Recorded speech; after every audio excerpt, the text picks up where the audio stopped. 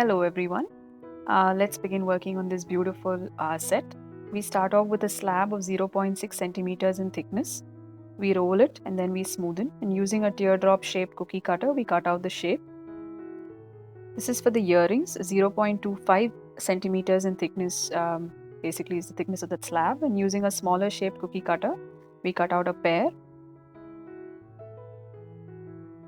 These are for bird beads, little bird beads, and I'm using a jhumka mold in order to get an equal size for all the 10 beads that I'm going to make for this particular set.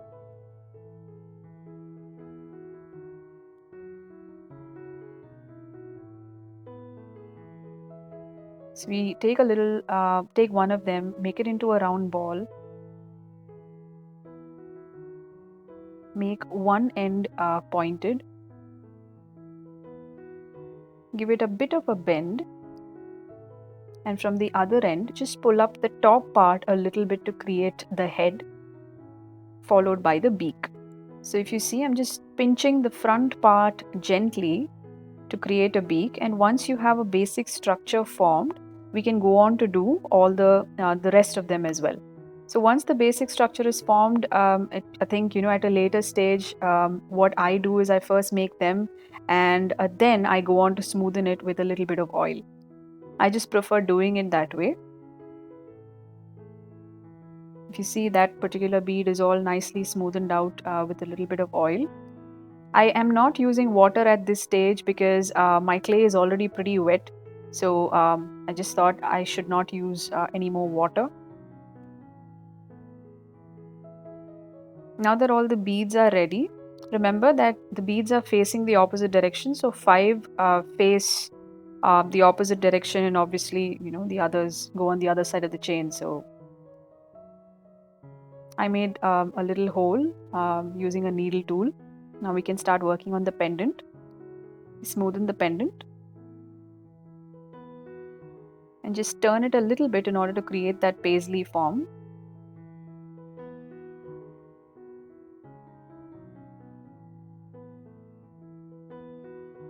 Smoothen the earring as well.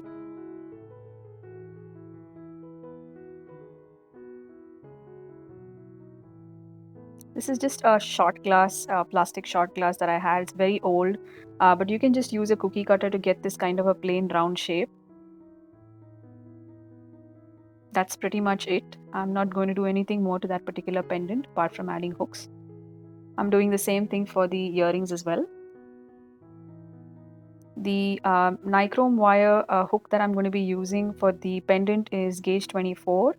And if you see, the entire piece is basically ready. Once the set dries, it's fired in an electric kiln. And once it's fired, you see that it's already got this beautiful light color. I already had a few gold and black painted round beads kept, so I just have that with me because I'll need that for assembling. And the paints that I'm going to be using are antique gold, titanium white, and permanent black. The brushes are just going to be 2, one broad bristle and one liner brush. I start off with painting the pendant as well as the earring, the stud, in gold, antique gold rather. Nice even coat all through. Now that circular part is painted in black.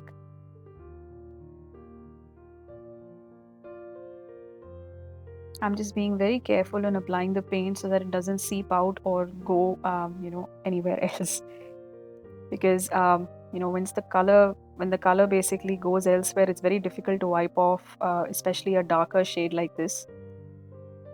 I paint the bird beads as well in black.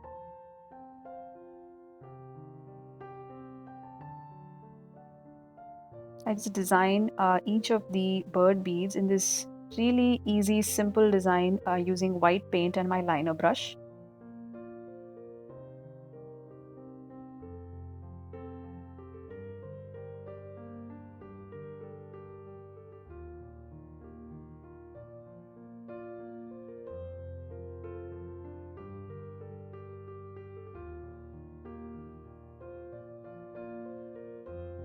I do a beautiful flowy pattern, almost something which is floral, and it's obviously, this kind of a design is totally up to you.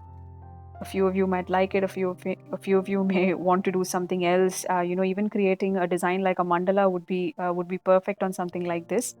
I just thought going, especially because there is birds, so I just thought I should make something nature inspired on this particular pendant. And for all of this, I'm using my liner brush.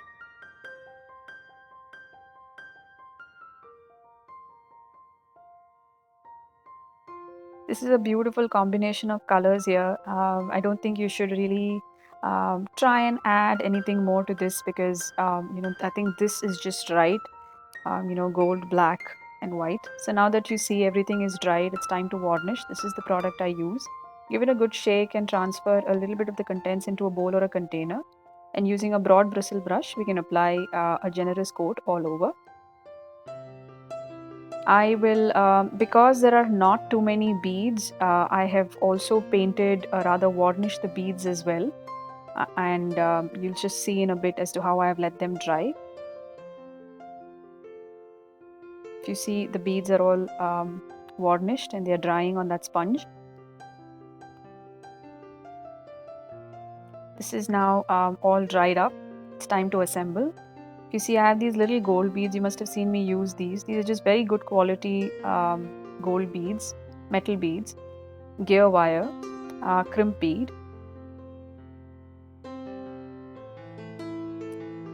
stud post, crimp covers,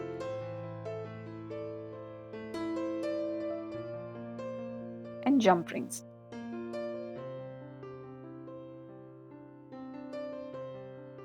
And obviously my set of pliers. We start off, you've probably seen me do this. It might be a repetition for a lot of you.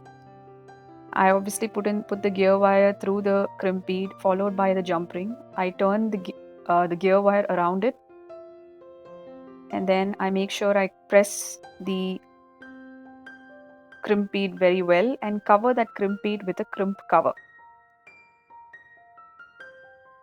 So if you see, that part is done. How I begin is the same way how I'm going to end it as well. So it's pretty easy. Obviously, the way you want to assemble is totally your choice, but I just thought this is the best way. Also, the one thing I realized that is in this manner, at least when I put the necklace in this manner or assembled it in this manner, the birds didn't quite move that much. So it seemed perfect for me. So I'm going to be using this black color Egyptian cotton cord and a gold thread. Again, this is a method which I've started using lately, taking a bunch of strings and then putting it through the jump ring, making my own little cord.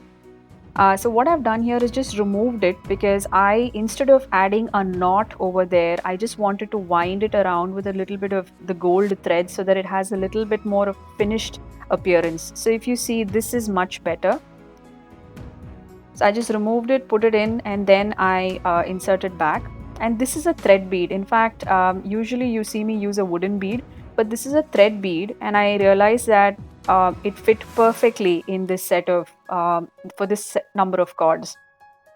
Now it's time to make the tassels. Again, for tassels, I'm using a combination of black and gold, obviously.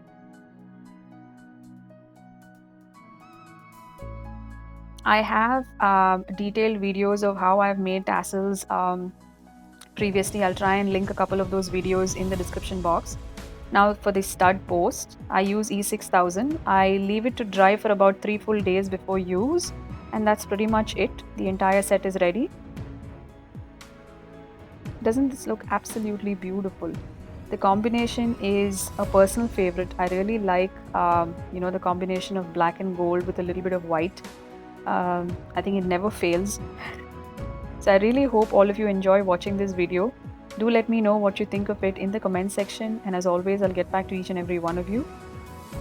Thank you so much for your time, and thank you so much for watching.